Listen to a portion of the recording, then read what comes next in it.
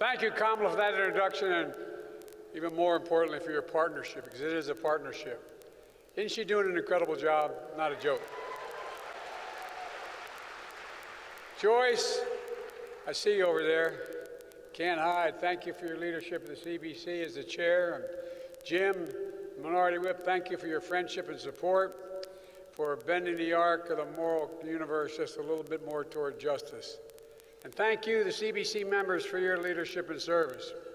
And to the staff of the CBC, including Vince Evans, who worked for us from day one on the campaign in the White House. Thank you, Terry, chair of the CBC Foundation. You all are the best. I recruited a bunch of your members to be in my administration. Kamala, Marcia, Cedric, thank you for everything. And everyone here tonight, Jill and I are honored to be with so many friends. You know, though I know you're really here to see Gladys Knight, I ain't one of the pips. Let me start with our hearts, to state the obvious, you can't go without saying, are heavy. The devastating hurricane, the storms in Puerto Rico, Florida, and South Carolina. And guess what? We owe Puerto Rico a hell of a lot more than they've already gotten.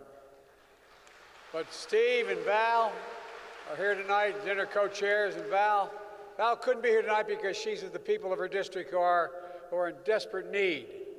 My administration is working closely with the CBC members to do whatever it takes to help search and rescue, recovery, and rebuilding. It's going to take a long time, so we cannot tire. Whatever it takes, I mean it, whatever it takes.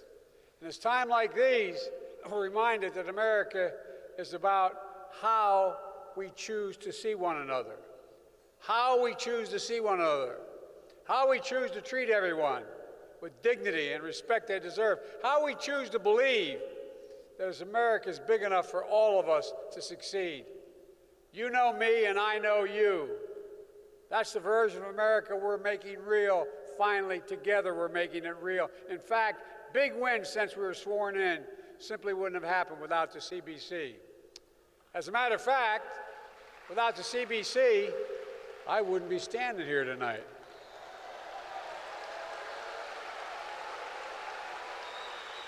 That's a fact. Look at what we witnessed yesterday. I told you all I was going to appoint a black woman to the Supreme Court, and we did. The first, not only the first black vice president, but the first member of the Associate Justice of the Supreme Court of the United States of America. Think about that.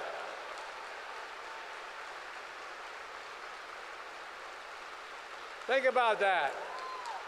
Look, I know by now no one ever doubts I mean what I say. The problem is I sometimes say all that I mean.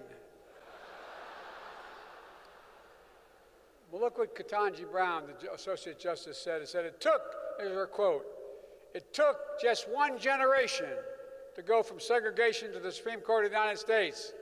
That's how she described, that's how Justice Jackson described the feeling as we celebrated her confirmation at the White House this spring.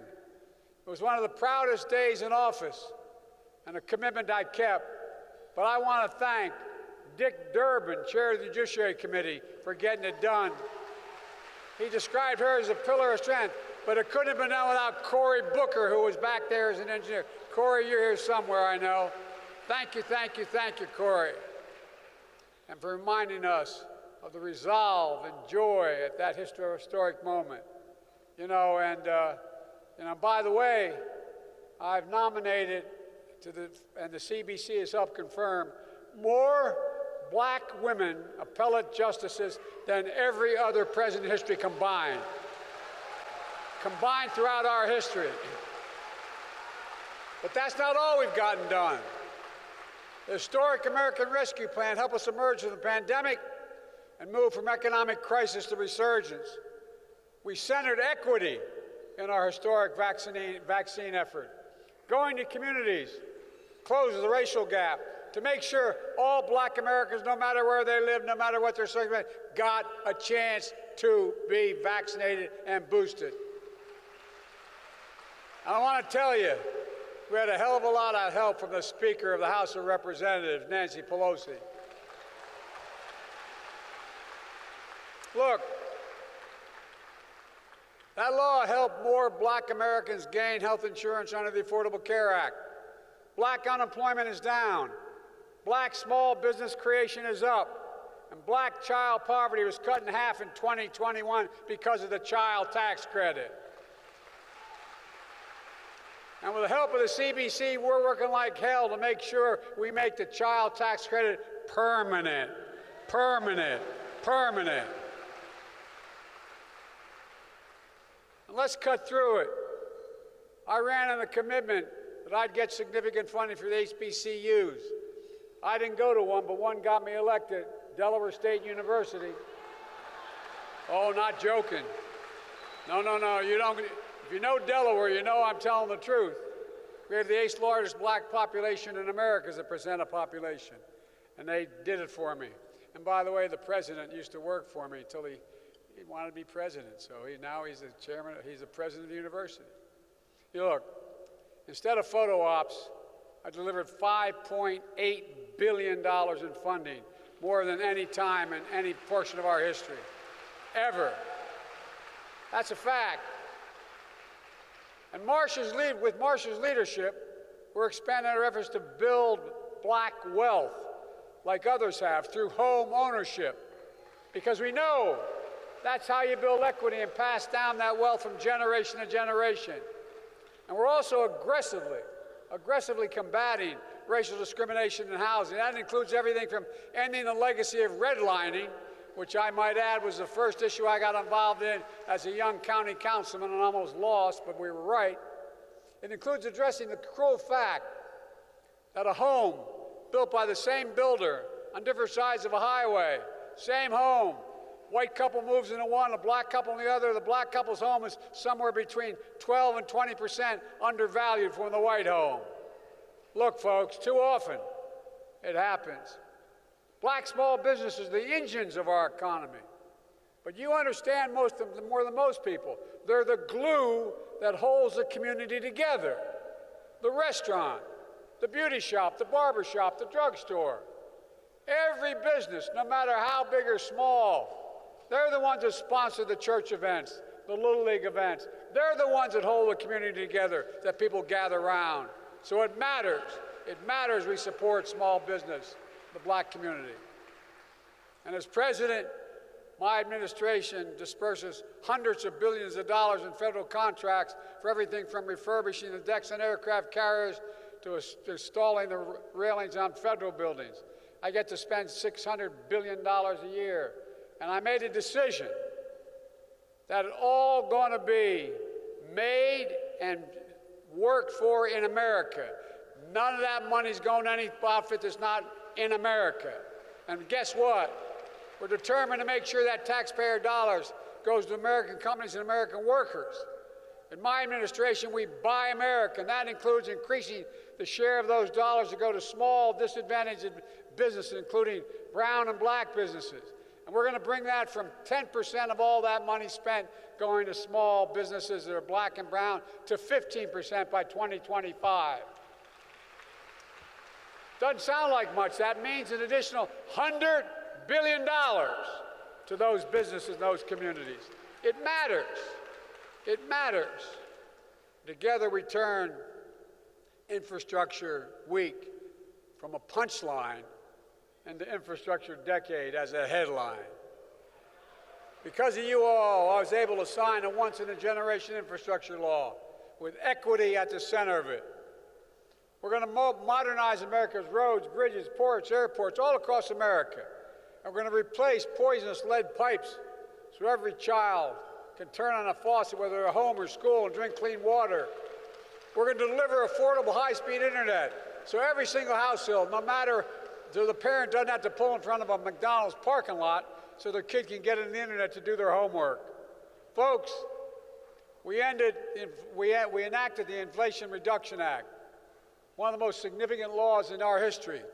For too long, we paid the highest price for prescription drugs of any advanced nation in the world.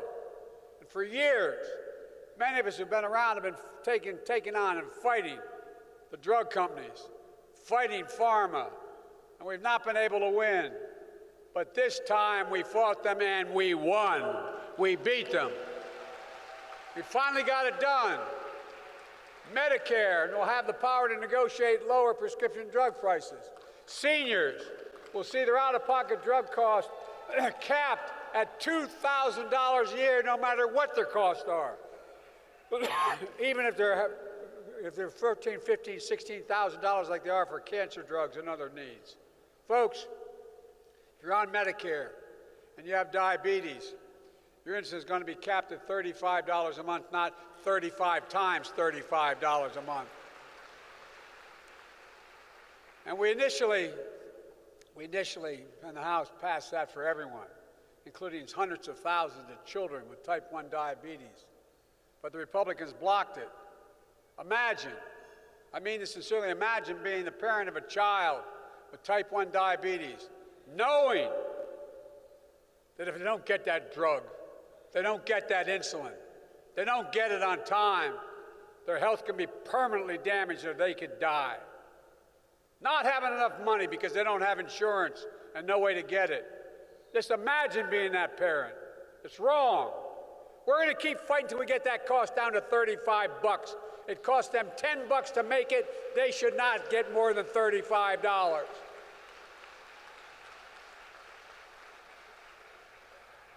The Inflation Reduction Act takes the most aggressive action to confront our climate crisis ever, in all of human history, ever. It offers black families thousands of dollars in energy savings through tax credits and rebates when they have to replace everything from a toaster to a refrigerator and new efficient appliances, to weatherize their homes, to purchase electric vehicles, used as well as new, and so much more.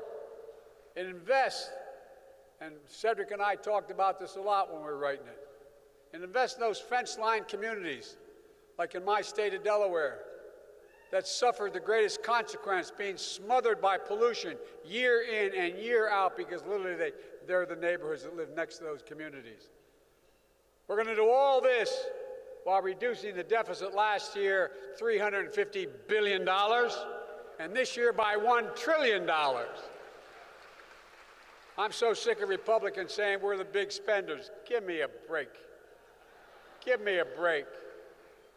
And by the way, this bill is going to reduce the deficit by another $300 billion over 10 years because Medicare is going to be paying less for the drugs that are going out. As a result, we can afford, I know I'm being banged up by the Republicans, but come bring it on. We can afford to cancel $10,000 in student debt and $20,000 if you had a Pell Grant. For Americans making under $125,000. 70% of black college students receive a Pell Grant.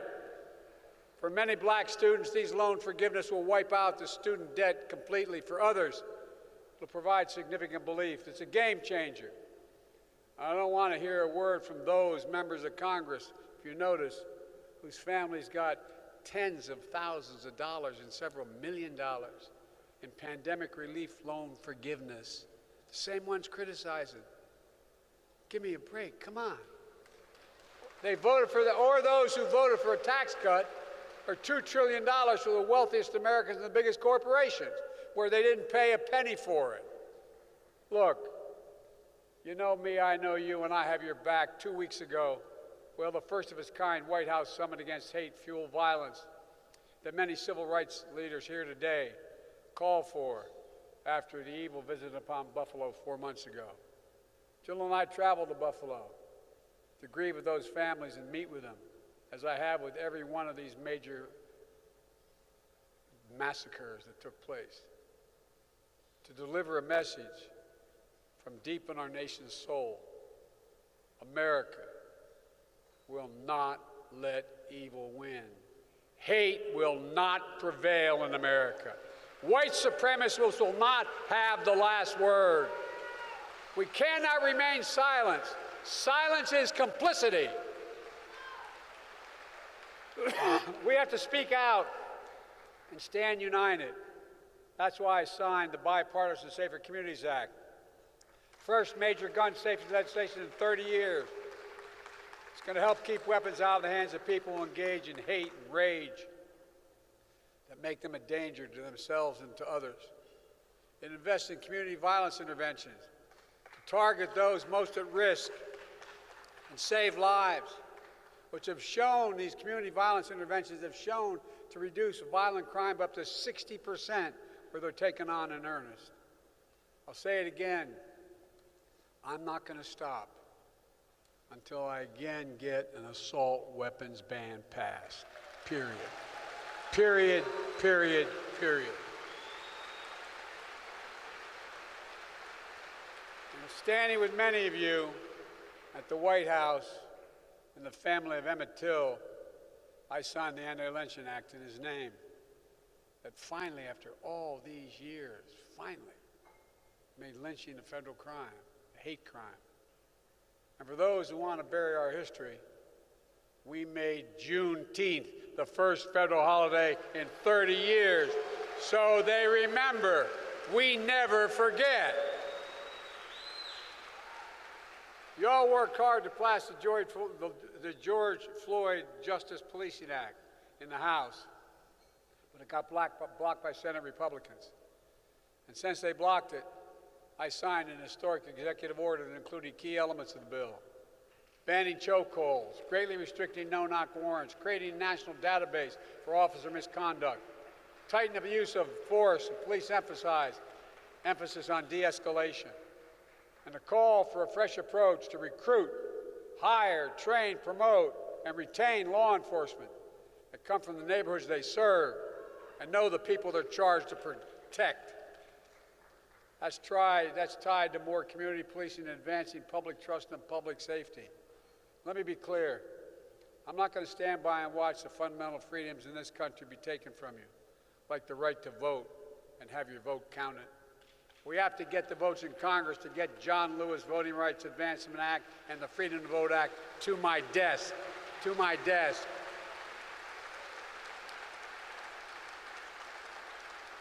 We must get the votes in Congress to codify Roe v. Wade to protect the right to choose and the right to privacy. Look, I know you helped, matter of fact, you're the major reason I got elected President of the United States. I'll defend our democracy and your freedoms with every fiber of my being. So let me close with this. I asked Cedric if everyone knows why this is called the CBC Phoenix Dinner. He said, everybody at CBC knows it, which I think I knew. But the entire community should know it. I said, okay.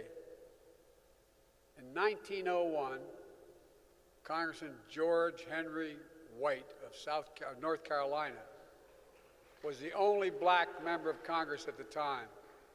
He was a champion of civil rights who stood against the rising tide of white mob violence. Delivering his final four speech, he called a temporary farewell.